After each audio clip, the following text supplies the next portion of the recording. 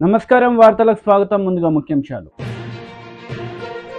తిరుపతి జిల్లాలో 8వ రోజు మేమంతా సిద్ధం బహిరంగ సభలో పాల్గొన్న సీఎం జగన్ నారా చంద్రబాబు నాయుడుపై పలు విమర్శలు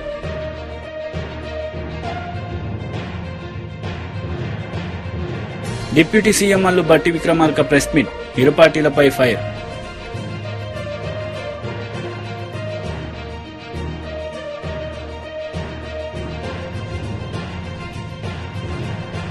ప్రజాగలం బహిరంగ సభ నిర్వహించిన నారా చంద్రబాబు నాయుడు సీఎం జగన్ పై పలు విమర్శలు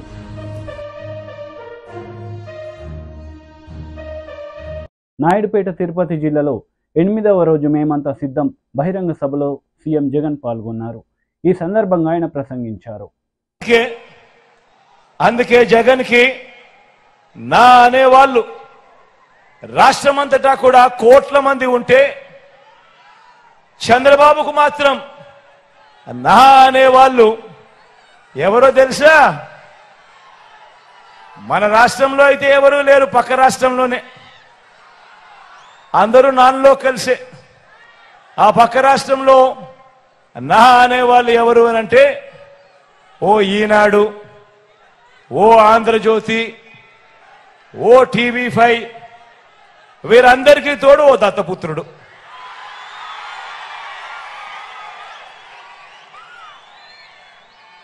వీళ్ళందరూ కలిసి గ్రామ గ్రామాన ఏర్పాటు చేసుకున్న జన్మభూమి కమిటీల దొంగల ముఠ.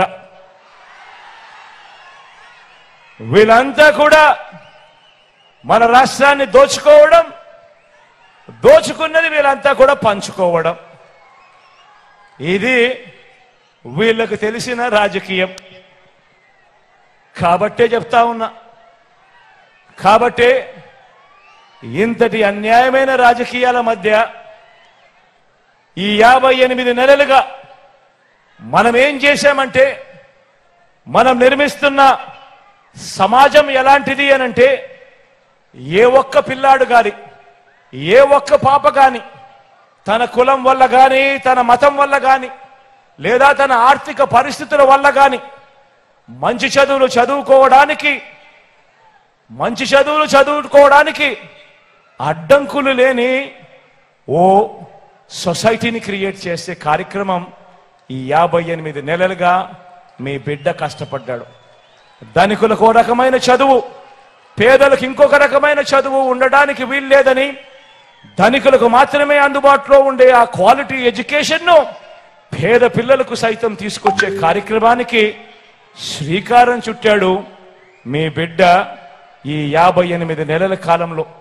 నేను ఈరోజు చెప్తా ఉన్నా, మీ అందరికీ కూడా చెప్తా ఉన్నా, మీ బిడ్డ వేసిన ఈ ఇత్తనాలు మరో 10-15 సంవత్సరాలలో ఏ స్థాయికి వృక్షం అవుతాయి అనంటే, మన పేదింటిలో పుట్టిన మన పిల్లలు ఏ లెవెల్లో అనర్గళంగా ఇంగ్లీష్లో మాట్లాడతారు అనంటే, పెద్దింటి పిల్లలకు కూడా అసూయ పుట్టే విధంగా వాళ్ళు మాట్లాడే పరిస్థితి వస్తుంది అని కూడా ఈ సందర్భంగా సగర్వంగా తెలియజేస్తా ఉన్నాను.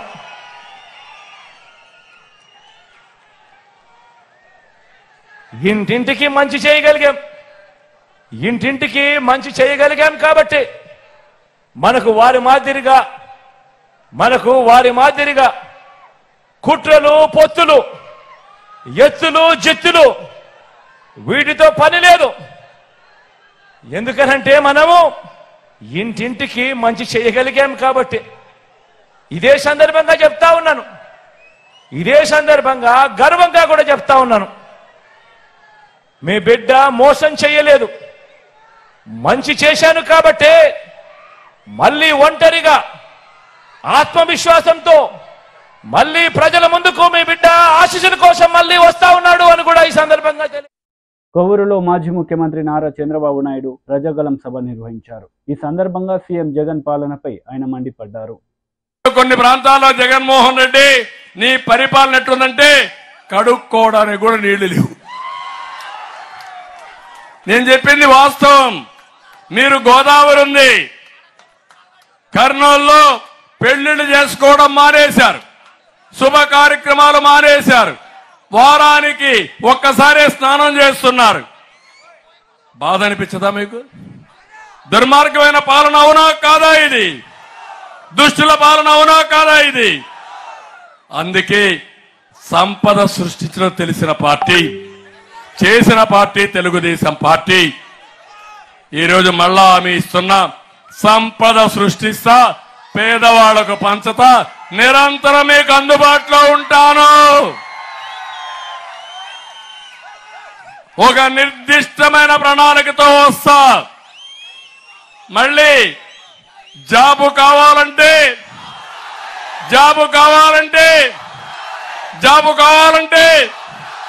అది నా బ్రాండ్.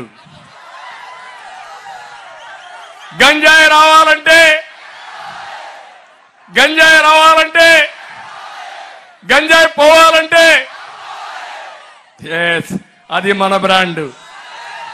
ఒకటే చెప్తున్నా, నేను వచ్చిన 100 రోజుల్లో గంజాయి ఉండదు, డ్రగ్గులు ఉండవు, జే బ్రాండ్ మద్యం ఉండదు, ఇసుక కొరత ఉండదు. నమ్మకమేగా తమ్ముళ్ళు, కరెంటు ఛార్జీలు పెరగదు. అదే మాదిరిగా నేను ఇచ్చే హామీ మీ అందరికీ, సూపర్ 6 అదిరిపోయే కార్యక్రమం తీసుకొస్తున్నా. ఈసారి నేను మా ఆడబిడ్డలను చూసా, కడుపు నిండింది. ఈరోజు నాకు పెద్ద ఎత్తున వచ్చారు మా ఆడబిడ్డలు. మీ మీదే నాకు నమ్మకం. జలవనరుల శాఖ మంత్రి పేర్ని నాని మీడియా సమావేశం నిర్వహించారు. ఈ సందర్భంగా టీడీపీ నేతలపై ఆయన మండిపడ్డారు.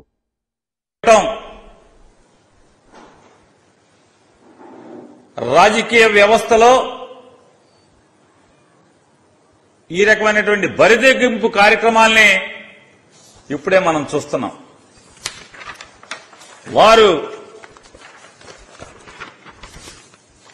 22 మంది రాష్ట్రంలోని, ఆంధ్రప్రదేశ్ రాష్ట్రంలోని 22 మంది ఐపీఎస్ అధికారుల మీద పచ్చిగా నిరాధారమైనటువంటి అవినీతి ఆరోపణలను అంటగడుతూ ఆవిడ ఒక ఉత్తరాన్ని రాస్తారు మరిది గారి కోసం.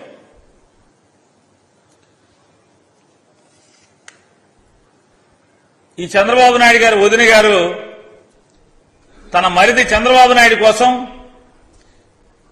ఆంధ్రప్రదేశ్ భారతీయ జనతా పార్టీని బాబు జనతా పార్టీగా మార్చేసినటువంటి వైనాన్ని మనందరం కూడా చూస్తున్నాం మన కళ్ళతో.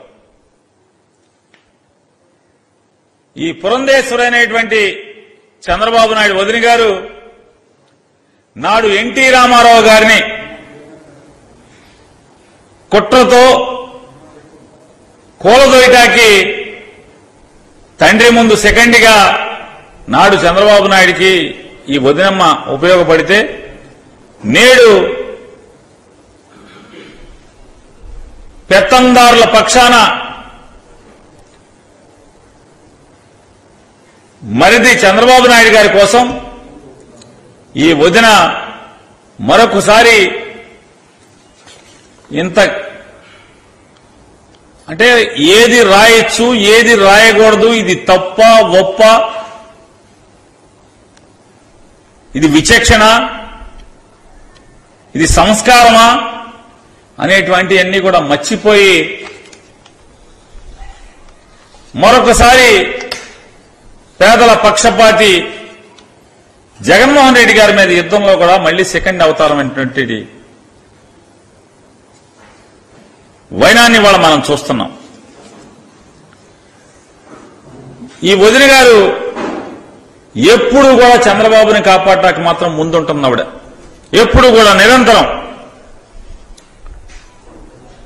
రామోజీరావు చట్ట వ్యతిరేక ఆర్థిక లావాదేవీలపై చర్యలు చేపట్టినటువంటి అధికారుల మీద,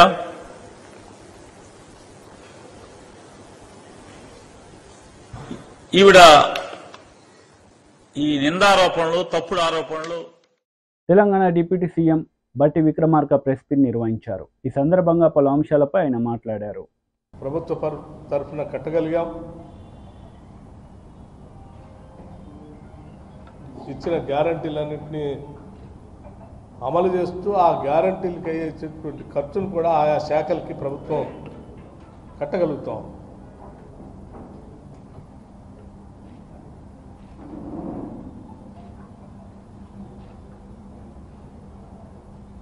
మీడియా వ్యవస్థలు సంస్థలు కూడా సర్వస్వతంత్రంగా వార్తలు రాయగలుగుతూ ఉన్నాం. వాస్తవాన్ని ప్రజల దగ్గర తీసుకొని పోగలుగుతూ ఉన్నాం. భావ స్వేచ్ఛ నిండుగా ఉంది. అటువంటి పరిస్థితి కోసం తిరిగి మనందరం రాష్ట్ర వ్యాప్తంగా ఉన్నటువంటి ప్రజానికం, ముఖ్యంగా యువత నడుం బిగించి వారికి ఉన్నటువంటి అమూల్యమైన ఓటుని కాంగ్రెస్ పార్టీ అభ్యర్థులుగా పోటీ చేస్తున్నటువంటి ప్రతి లోక్సభ స్థానంలో కూడా భారీ మెజార్టీతో గెలిపించాల్సిందిగా కూడా నేను విజ్ఞప్తి చేస్తూ ఉన్నాను. అలాగే దేశవ్యాప్తంగా ఉన్నటువంటి యువతకు కూడా తెలంగాణ మోడల్ దేశవ్యాప్తంగా ఉండేటట్టుగా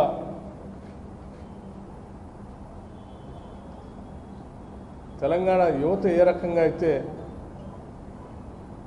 ప్రభుత్వం మేము అధికారంలో రాగానే కేవలం 3 నెలల్లోనే 30,000 ఉద్యోగాలు, ప్రభుత్వ ఉద్యోగాలు ఎలా పొందగలిగాయో ఆ రకంగా దేశవ్యాప్తంగా కూడా యువతకి ఉద్యోగ అవకాశాలు దొరికేటట్టుగా ఉండటానికి కాంగ్రెస్ పార్టీకి అవకాశం ఇచ్చి గెలిపించుకోగలిగితే భవిష్యత్తు పనికొచ్చే ఉద్యోగ అవకాశాలు, భావ స్వేచ్ఛ కూడా దేశవ్యాప్తంగా పొందగలుగుతాం.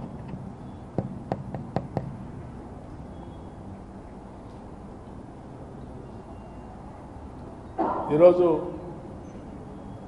చాలామంది నాయకులు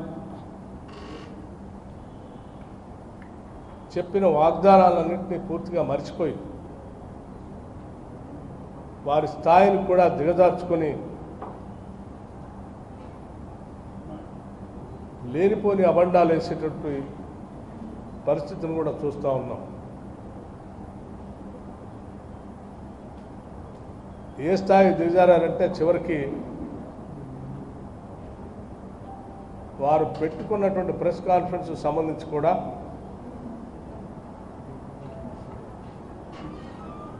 కరెంటు పోకపోయినా కరెంటు పోయినట్టుగా, వారు పెట్టుకున్న మైక్ పని చేయకపోతే లేకపోతే వారు పెట్టుకున్న జనరేటర్ ఆగిపోతే దాన్ని ప్రభుత్వానికి కరెంట్ కట్ అవుతుందని ఆపాదించే దిగజారే స్థాయికి మాట్లాడటం నిజంగా బాధ అనిపించింది. ఒక స్థాయి కలిగిన నాయకులు చిన్న చిన్న రాజకీయ అవసరాల కోసం ఈ రకంగా దిగజారుతారని నేను ఎప్పుడు కూడా ఊహించలేదు. చాలా స్పష్టంగా చెప్తా ఉన్నాం, రాబోయే రోజుల్లో ఉన్నటువంటి ఎండాకాల పరిస్థితులను దృష్టిలో పెట్టుకొని, పెరిగేటువంటి కరెంటు వాడకాన్ని కూడా దృష్టిలో పెట్టుకొని అత్యధిక పీక్ డిమాండ్ కూడా దృష్టిలో పెట్టుకొని కావాల్సినటువంటి ఏర్పాట్లన్నీ స్పష్టంగా చేసి పెట్టాం.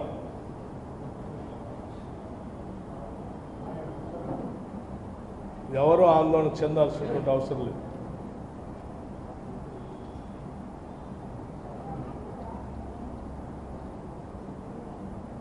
అలాగే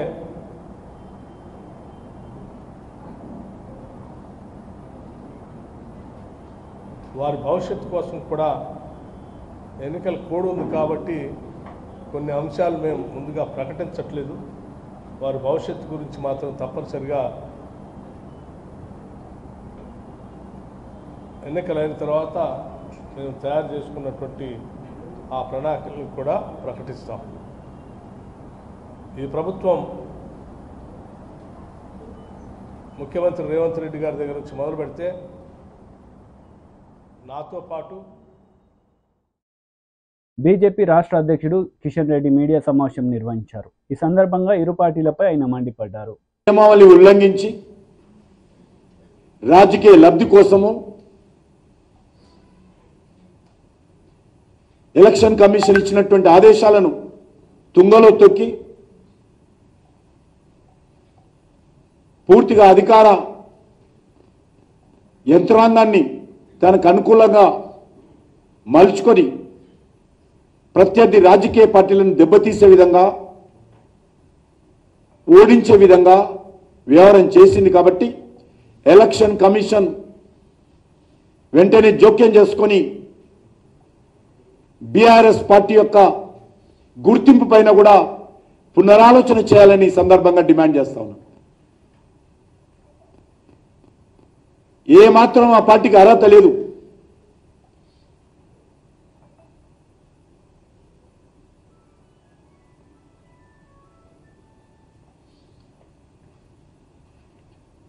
దీనిపైన సమగ్రంగా చర్యలు తీసుకోవాలి. అవసరమైతే భారతీయ జనతా పార్టీ తెలంగాణ శాఖ ద్వారా మేము ఫిర్యాదు చేయడానికి కూడా ఆలోచన చేస్తా ఉన్నాం.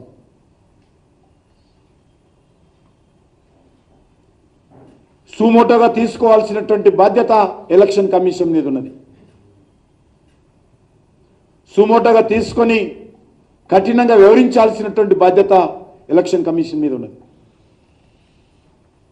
కాబట్టి నేను కేంద్ర ఎలక్షన్ కమిషన్ కోరుతా ఉన్నాను, కఠినంగా వివరించాల్సినటువంటి అవసరం ఉంది.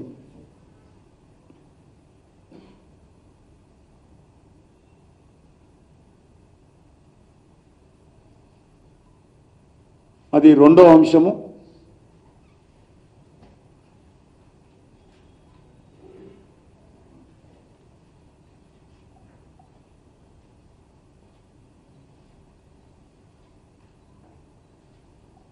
గ్యారంటీల పైన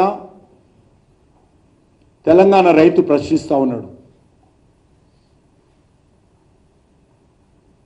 ఇచ్చినటువంటి 6 గ్యారంటీలలో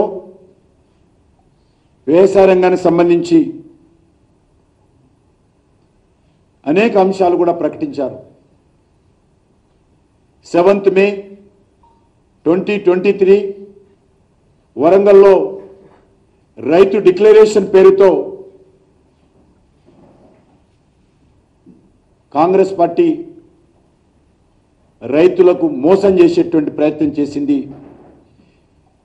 ఎన్నికల్లో గారడీలు చేసి రైతులను మభ్యపెట్టి అధికారంలోకి వచ్చింది.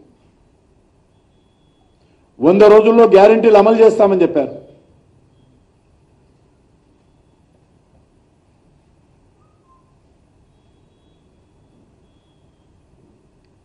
ఎకరానికి 15,000 రూపాయలు ఇస్తామని చెప్పారు. ఎక్కడ పోయిందని అడుగుతా ఉన్నాను. కౌలు రైతులకు కూడా ప్రభుత్వ సహాయం, ఆర్థిక సహాయం అందిస్తామని చెప్పారు. ఇప్పటిదాకా కౌలు రైతుల గురించి ఆలు లేదు, చూలు లేదు. వ్యవసాయ కూలీలకు 12,000 రూపాయలు ఇస్తామని చెప్పారు. Congress MLA N M Srinivasa Reddy press meet నిర్వహించారు. ఈ సందర్భంగా పలు అంశాలపై ఆయన మాట్లాడారు. మీకు ఒక ఉదంతం గుర్తు చేస్తా. నేను చిన్నగా ఉన్నప్పుడు, చిన్నగంటే long back, around 30 years back, Jain hawala case అని ఒకటి వచ్చింది. చాలామంది మీడియా మిత్రులకు తెలిసే ఉంటుంది. ఏవో 2 డైరీలు దొరికినాయి, దాంట్లో ఇనిషియల్స్ ఉన్నాయి అని చెప్పి రాజకీయ నాయకులకు హవాలా డబ్బు చేరింది అని చెప్పి అప్పుడు కేసు పెట్టిండ్రు. దాంట్లో ఎల్కే అనో లేదా ఎల్ఏ అనో చిన్న ఇనిషియల్స్ ఉండే. అడ్వానీ గారికి హవాలా డబ్బు అందింది అని చెప్పి ఆ రోజు మీడియాలో కథనాలు వస్తే వారు రాజీనామా చేసిండ్రు. తన లోక్సభ సభ్యత్వానికి రాజీనామా చేసి, నా మీద అలిగేషన్స్ వచ్చినాయి కాబట్టి నేను నిర్దోషిగా తేలే వరకు మళ్ళీ నేను రాజకీయ క్షేత్రంలో కానీ చట్టసభల్లో ఉండను అని చెప్పి ఆ రోజు రాజీనామా చేసి, నాకు ఇంకా గుర్తు. అటువంటి ఉన్నతమైన వ్యక్తులు ఉన్న దేశం ఈ భారతదేశం. మరి మీరేం చేస్తున్నారు? లీగల్ నోటీసులు పంపించి బెదిరించాలని చూస్తున్నారు. పంపియండి, డీజీపీ గారికి కూడా లీగల్ నోటీస్ పంపియండి, నా మీద ఎందుకు ఎంక్వైరీ చేస్తున్నారు మీరు అని. వాళ్ళ డ్యూటీనే ఎంక్వైరీ చేయడం, చేస్తారు. మీరుంటే మీ మీద చేస్తారు, మీరు వాళ్ళు ఉంటే, లేకుంటే కేసీఆర్ మీద ఉంటే కేసీఆర్ మీద చేస్తారు, మంత్రుల మీద చేస్తారు. మేము ఏదైనా తప్పు చేసినా కూడా మా మీద చేస్తాం. వాళ్ళ డ్యూటీ, వాళ్ళకు జీతాలు ఇచ్చేది ప్రజల సొమ్ము, అది వాళ్ళ డ్యూటీ, వాళ్ళు చేయడానికి ఇస్తున్నారు, అది వాళ్ళు చేస్తున్నారు. ఇంకొక విషయం, ఒప్పుకున్నారు, వచ్చింది మీడియాల కథనాలు, టాస్క్ ఫోర్స్ వాహనాల్లో డబ్బులను డిస్ట్రిబ్యూట్ చేసినాము, టీఆర్ఎస్ పార్టీ క్యాండిడేట్లకు డబ్బులను చేరవేసినాము. మరి దాంట్లో సిరిసిల్ల కూడా చేరవేసి ఉండొచ్చు కదా. డబ్బులు మీవేనా, మీరే మంచుతుండ్రా మీ క్యాండిడేట్లకు. ఎందుకంటే you are the working president of the party. ఎవరికి ఎంత డబ్బు ఇవ్వాలా, ఎలక్షన్ ఎక్స్పెన్సెస్కో, ఇంకో దానికో, లిక్కర్కో ఏమి ఇవ్వాలి అనేది మీ కనుసన్నలలో ఉండే జరుగుతుంది కదా. దీనికి మీరు ఒప్పుకుంటారా? వర్కింగ్ ప్రెసిడెంట్గా మళ్ళీ మీరు అనొచ్చు, వర్కింగ్ ప్రెసిడెంట్గా నాకు ఏమీ తెలియదు, అంత మా ఫాదర్ నాయనగారే చూస్తున్నారని మీరు అనొచ్చు. కానీ మేమైతే అనుకోం. వర్కింగ్ ప్రెసిడెంట్గా ఎవరెవరికి ఎంతెంత డబ్బు ఇవ్వాలి అనేది మీకు తెలిసే ఉంటుంది. ఒకవేళ మీకు తెలియలేదంటే వర్కింగ్ ప్రెసిడెంట్ కుర్చీలో కూర్చోడానికి మీరు అనర్హులు, మేనేజ్మెంట్ కోటాలో కేసీఆర్ గారు ఆ కుర్చీలో మిమ్మల్ని కూర్చోబెట్టిరని చెప్పి టీఆర్ఎస్ వాళ్ళు అనుకుంటారు, మేము కాదు, బీఆర్ఎస్ వాళ్ళే అనుకుంటారు. కాబట్టి మీకు తెలిసే ఉంటుంది ఏ క్యాండిడేట్కి ఎన్ని డబ్బులు పంపించాలి.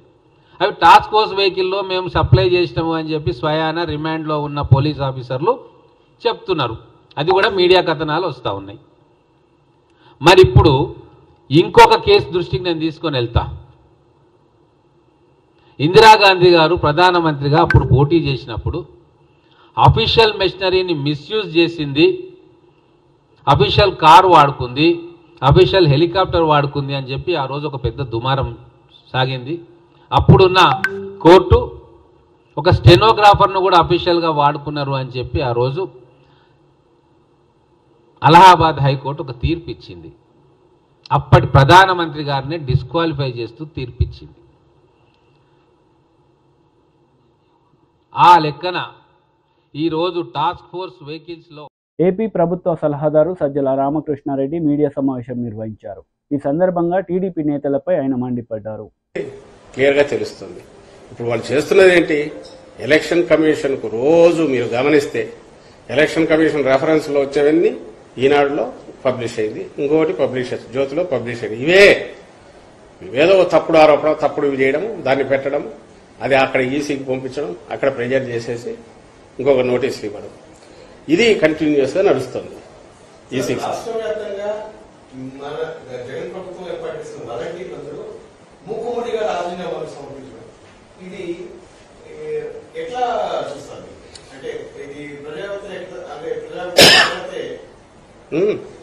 మూకుమ్మడిగా వదిలేశారు. మూకుమ్మడిగా ఇప్పుడు ఎప్పుడైతే వాళ్ళ మీద వ్యక్తిగతంగానో ఎవరి మీదైనా వాళ్ళ మీద వాళ్ళ మానసిక స్థైర్యమో లేక వాళ్ళ ఆత్మవిశ్వాసం దెబ్బతీసే రకంగానో ఆత్మగౌరవం దెబ్బతినే రకంగా ఆరోపణలు వచ్చినప్పుడు ఎక్కడ స్పందన అనేది వస్తుంది చేసి అండ్ ఖచ్చితంగా ఆ వ్యవస్థ ఏదైతే వాలంటీర్ వ్యవస్థ ఉన్నది అది ఇండిస్పెన్సబుల్. అంటే దాన్ని ఎవరు ఏమీ చేయలేరు, అదే ఖాయం. ఎందుకంటే దాని అవసరము, దానివల్ల ఉపయోగము రెండు కూడా ఎస్టాబ్లిష్ అయిపోయాయి 4 ఏళ్లలో. అండ్ ఖచ్చితంగా మేము మళ్ళీ జగన్మోహన్ రెడ్డి గారు ఇప్పటికంటే ఇంకా మరింత మెరుగైన మెజారిటీతో ప్రమాణ స్వీకారం చేశాక అక్కడ ఎక్కడెక్కడ ఏవే ఉన్నాయో ఫిల్ చేయడము, దాన్ని మరింత ఎఫిషియెంట్గా వాడుకోవడం అనేది జరుగుతుంది. కాబట్టి ఆ భరోసా కూడా వాలంటీర్లందరికీ ఉంది. బట్ వాలంటీర్ అనేది బేసికల్లీ మనం అవునన్నా కాదన్నా that is a volunteer job. అది అందులోనే ఆ నిర్వచనంలోనే ఉంది, దాని ఆ పేరులోనే ఉంది, దాని డెఫినేషన్లోనే వాలంటీరింగ్. అండ్ ఇచ్చేది కూడా పారితోషికం తప్ప that is not salary. And వాళ్ళ బాధ్యతలు కూడా మోర్ స్వచ్ఛందంగా చేసేవి. నిజంగా వాళ్ళు చేసే సేవకు కానీ వాళ్ళు చేస్తున్న వాటికి కానీ ఫ్యూచర్లో వాళ్ళ కెరీర్ గ్రోత్కో ఇంకోదానికో ఖచ్చితంగా ఒక ఆత్మవిశ్వాసంతో సమాజంలో బాగా బతకడానికి, పైకి రావడానికి అవసరమైన, అలాగే సామాజిక స్పృహ పెంచుకోవడానికి అవసరమైన ఒక బాధ్యత వాళ్ళ మీద పెట్టారు జగన్మోహన్ రెడ్డి గారు. సో ఒక సాలిడ్ ఫౌండేషన్ లాగా, ఒక ఇంటర్న్షిప్ లాగా ప్రతి యువతీ యువకులు ఎవరైనా సరే దాంట్లోకి వచ్చారంటే బయటకు వచ్చేసరికి ఒక ఆత్మవిశ్వాసంతో వస్తున్నారు. మనకు మామూలు మన ఎడ్యుకేషన్ సిస్టమ్ అంతా కూడా దాన్ని ఏమంటారు, దాన్ని సపరేట్ గా సమాజంతో సంబంధం లేనిగా నడిచే రకంగా ఉన్న నేపథ్యంలో దీంట్లో ఎవరన్నా ఎంటర్ అయితే ఆ interaction with society, old people, depend అయిన వాళ్ళు, వాళ్లకు లేదా పూర్తి గవర్నమెంట్ రూల్ ప్రొసీజర్స్ తెలియని వాళ్లకు హ్యాండ్ హోల్డింగ్ చేయడం అనేది అది అది అది ఒక బాధ్యతను పెంచేది. అలాగే ఫ్యూచర్లో వాళ్ళు మంచి లీడర్షిప్ దీంట్లో పోవడానికి ఉపయోగపడేది. ఆ రకంగా వాళ్ళు దాన్ని ఉపయోగించుకుంటున్నారు. ఇది ఈ ఆలోచన చంద్రబాబు నాయుడుకి వచ్చినా చేయడు. ఎందుకంటే ఈయన పర్పస్, ఈయన ఉద్దేశం ప్రజలకు మంచి చేయాలని కాదు. నిజంగా ప్రజలకు మంచి చేయాలనే ఉద్దేశం అయితే వచ్చిన 3 అవకాశాలు తనకు. ఫస్ట్లో దొంగ దెబ్బ కొట్టి తెచ్చుకునే అవకాశం, తర్వాత 2 సార్లు వేరే వాళ్ళ మీద డిపెండ్ అయ్యి అధికారంలోకి వచ్చిన తర్వాత ఎప్పుడైనా సరే తన ప్రయత్నం చేసేవాడు. ఆయనకి ఎంతసేపు ఉన్నా ఎన్నికల సమయానికి ఏదో ఒక రకంగా చేసి బయటపడడం, ఆ తర్వాత దోచుకోవడం, మొత్తం అన్ని రకాలుగా మళ్ళీ ఎన్నికలు వచ్చేసరికి కొత్త పొత్తులతో ఎంటర్ కావడం, మళ్ళీ కొత్త డ్రామాలు వేసుకోవడం అనేది చేస్తున్నాడు. కాబట్టి ఆయన కళలో కూడా ఇలాంటి సిస్టమ్ను ఊహించలేడు, ఇలాంటి వ్యవస్థను నిర్మించలేడు, ఇలాంటి సర్వీసులు డోర్ స్టెప్ దగ్గరికి తీసుకుపోలేడు. డొల్ల మాటలు మాట్లాడతాడు. రేపు కూడా ఆయన వస్తే ఎట్లుంటాడనేది 14-19 ఎట్లా గుర్తుందో, వస్తే ఎట్లుంటుంది అనేది ఈ 2-3 రోజులు కూడా తన దెబ్బ కొట్టడం ద్వారా ప్రజలకు చూపించినాడు. కాబట్టి ఆయనకు ప్రజలు ఒక్కసారి దీన్ని రుచి చూసినాక, అంటే మంచి చేసే పాలన ఎట్లుంటుందో రుచి చూశాక, మళ్ళీ ఆయన గురించి పొరపాటున కూడా భ్రమలో ఉంటారని అయితే నేను అనుకోను.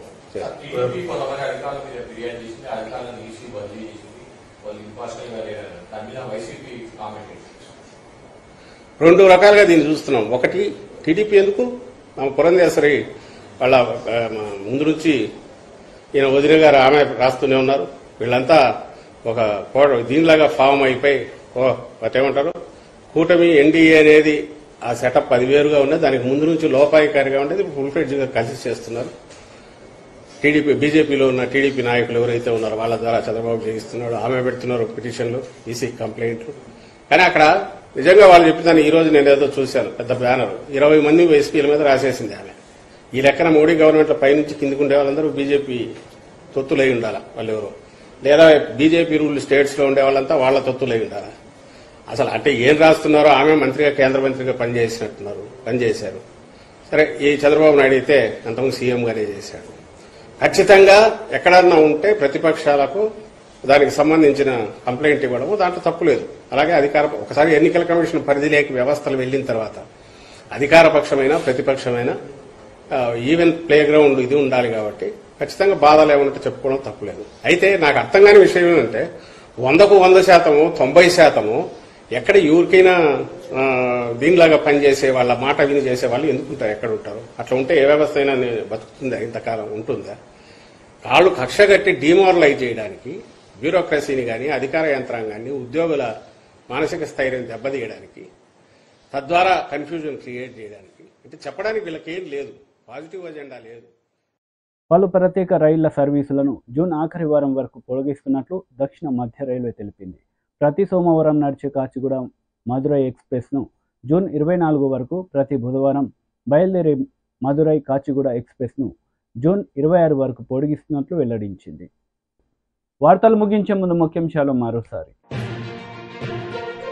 తిరుపతి జిల్లాలో 8వ రోజు మేమంతా సిద్ధం బహిరంగ సభలో పాల్గొన్న సీఎం జగన్. నారా చంద్రబాబు నాయుడుపై పలు విమర్శలు.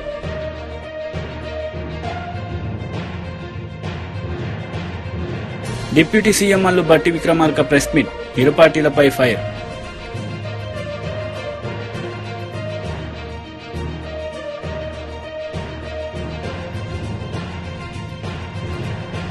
ప్రజాగలం బహిరంగ సభ నిర్వహించిన నారా చంద్రబాబు నాయుడు, సీఎం జగన్ పై పలు విమర్శలు.